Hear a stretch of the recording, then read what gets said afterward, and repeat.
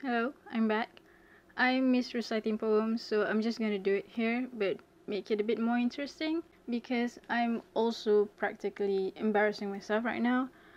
Okay, quick PSA. If you think love poems are cringy or my love poems specifically are cringy, or just the idea of having a crush cringy, click off the video. Do yourself a favor, do me a favor by not listening to this crap. Alright, cool. And yes, the title says, these are the poems I wrote when I had a crush. These are all for one person. Yang tahu tu, diam je lah. Yang tak tahu tu, diam jugalah. Tak payah nak tanya.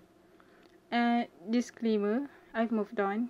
And it is because I'm over it that I feel like I can kind of talk about it, joke around, make fun of myself for it. And also know, and the person clearly does not know I wrote this for him, or that I had a crush on him, nor will he ever possess that knowledge. There's that. And keep in mind that a lot of the poems are very dramatic. I used the word love when it was really just a crush. So don't take things too literally. It's just the way I write. I like to exaggerate things. I like to make bigger deals out of nothing. Yeah. So we have 4 disgusting poems to go through. And without further ado, the first poem is My Love Letter Is You. I'm already sick of myself. Anyway, My Love Letter Is You. This is me trying to match your rhythm, hoping to catch your attention, though we don't move in the same motion. I hope this piece brings the notion that you are important. Have always been important because you have awakened something in me I had mistaken for just a lustful love story, but you are poetry. If seeing you is only an illusion and you are nothing but a tempered vision, an illustrated addiction, a figment of my imagination, and being with you is only a delusion, a made-up fiction, and I'm reading to have my heart broken, I would still finish the story of this beautiful tragedy because you are poetry.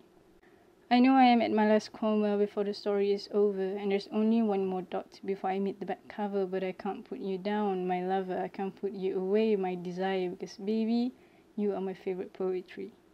The story's ending soon, yet still I felt like a fool, a tool, because you make me feel full. You make me love me for me, and you make me believe that I am poetry. That was the first one. Surprisingly enough, I didn't write anything for months after that, until I decided to move on.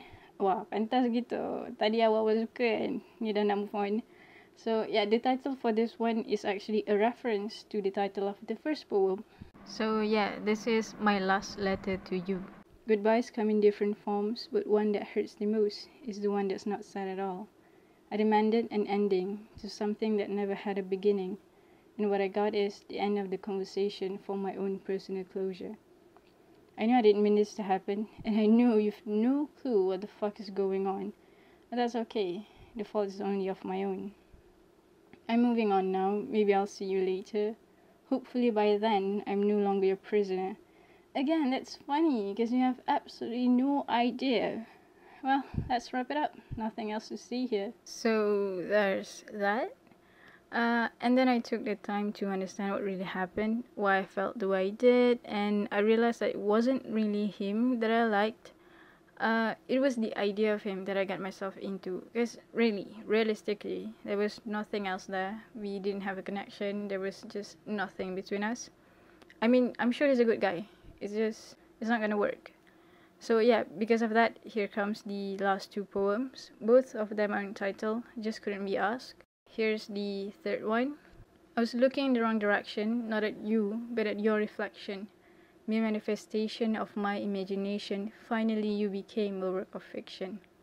Then I fell in love with your story, not the one you told, but the one I wrote. Forgive me, it's the poet in me.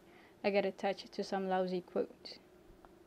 I realized that in order to move on, I had to erase your character from my book. Too bad then, creating you took so long, and I was starting to like how you look. Too bad again, it's all in my head. None of it was real, but I had fun. Forgive me, it's the eccentric in me. Now I'll wait for the next muse to come. That's the third one, and the fourth one, the last one. I do not want to be controlled by you. I absolutely refuse to have my body respond to the absence of yours.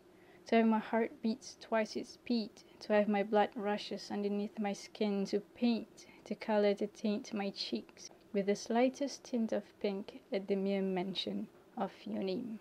Okay, yeah, so thank you if you stick to the end. I don't know why you would do that, but thanks. And also, don't take this too seriously. Don't waste your time thinking who it is or anything. I don't think you would, but just in case.